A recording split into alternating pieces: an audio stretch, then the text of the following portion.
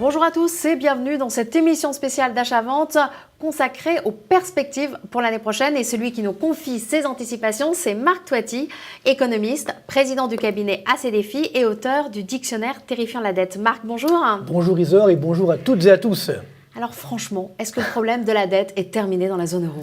J'aimerais vous dire oui, bien sûr, mais la réponse est non. Je pense qu'aujourd'hui, clairement, nous n'avons toujours pas assez de croissance simplement pour rembourser les intérêts de la dette publique.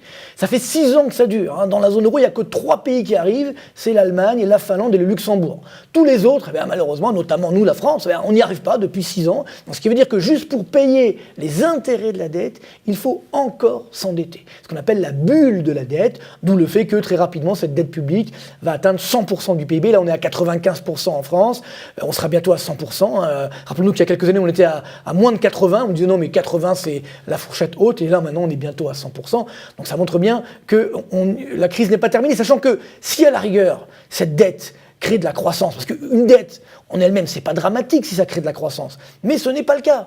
Donc c'est ça le drame, c'est que même pour 2014, on aura un petit redémarrage dans la zone euro, mais ce sera 1% de croissance, à peu près la même chose en France, dans le meilleur des cas, quoiqu'avec la hausse de l'euro, on risque de faire un petit peu moins. Donc tout ça pour dire que ça sera toujours insuffisant. Il nous faut au moins 1,5 à 2% de croissance si on veut vraiment avoir une vraie reprise et enfin justement sortir de cette crise de la dette qui commence vraiment à nous fatiguer. Et aux États-Unis, il y a également le problème de la dette. Alors, en permanence, il y a des négociations pour relever le plafond de la dette, mais est-ce qu'un jour, il ne va pas falloir la diminuer, cette dette ? Alors voilà, ça c'est quand même le grand enjeu de 2014 pour l'oncle Sam. Je pense qu'Obama s'est fait très peur avec ce qu'on appelait le shutdown, etc. Bon, on a l'habitude, mais le vrai danger, c'est ce qu'on appelle le fiscal cliff. Ça veut dire que si jamais on n'arrive pas à augmenter encore le plafond de la dette, on ne tombe pas à un accord avec le Congrès américain, alors là, d'un seul coup, on baisse les dépenses de 200 milliards de dollars et on augmente les impôts de 400 milliards. Donc, c'est le fiscal cliff, ça veut dire ce qu'on appelle le précipice. Ça serait un drame, évidemment, pour l'économie américaine. Donc, on n'a pas les moyens de faire ça.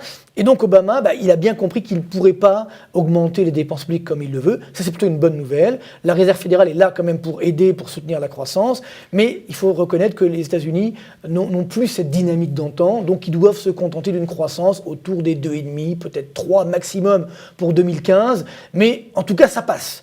Avec cette croissance, même à 2,5, on arrive à payer les intérêts de la dette et on arrive à créer des emplois et à faire baisser le chômage. Ça passe. Alors on va passer maintenant à la politique monétaire. Tout d'abord, de la Banque Centrale Européenne.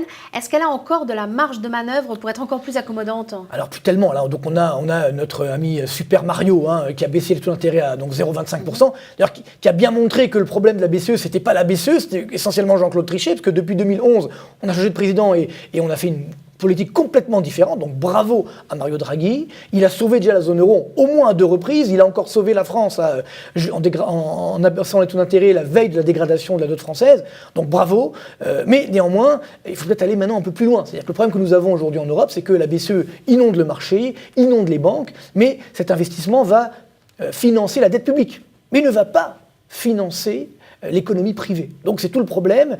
Et comme on a des ratios qu'on appelle BAL 2, BAL 3 très contraignants, eh bien les banques soit sont réticentes à octroyer des crédits, soit des fois n'ont même pas de demande de crédit de la part des entreprises parce qu'il n'y a pas assez de dynamique. Et donc ça c'est très dangereux. Donc il faut que la Banque Centrale Européenne aille plus loin, sans faire peut-être la planche à billets, mais finance néanmoins plus directement la dette publique pour permettre justement aux banques de financer davantage l'économie réelle. Pour l'instant les Allemands ne veulent pas, donc on est un peu bloqué. Et c'est vrai que tant que la France n'aura pas fait les réformes de baisse de la dépense publique, de baisse de certains impôts, de baisse des charges sur le travail, eh bien on sera bloqué. Les Allemands continueront de dire nein, enfin non, c'est-à-dire, et donc ça posera problème pour la BCE, mais elle peut encore aller plus loin. Et aux États-Unis, c'est en 2014 qu'il devrait y avoir la réduction des injections de liquidités. Alors voilà, il y a le chaud et le froid, c'est-à-dire que d'un côté il y a Madame Yellen, qui donc la future présidente de la Réserve fédérale, qui nous dit qu'elle va continuer sa politique très accommodante, mais de l'autre côté on nous dit aussi qu'on va peut-être calmer un peu le jeu. Donc on ne sait pas trop ce qui va se passer en 2014.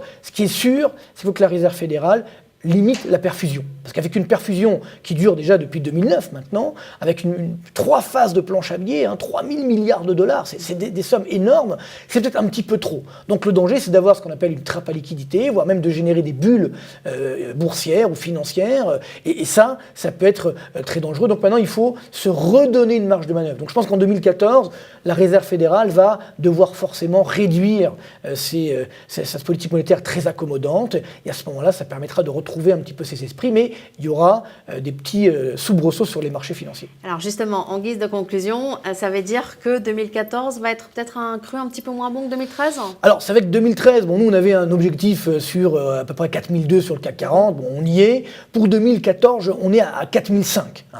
Sur le Dow Jones, on est plutôt à 16005, donc là on y est quasiment.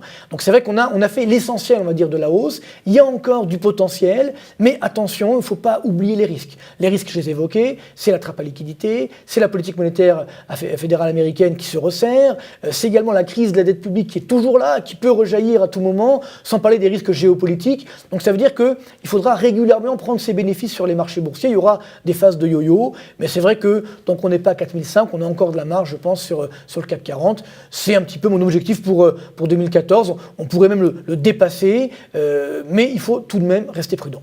Marc, merci. Avec plaisir.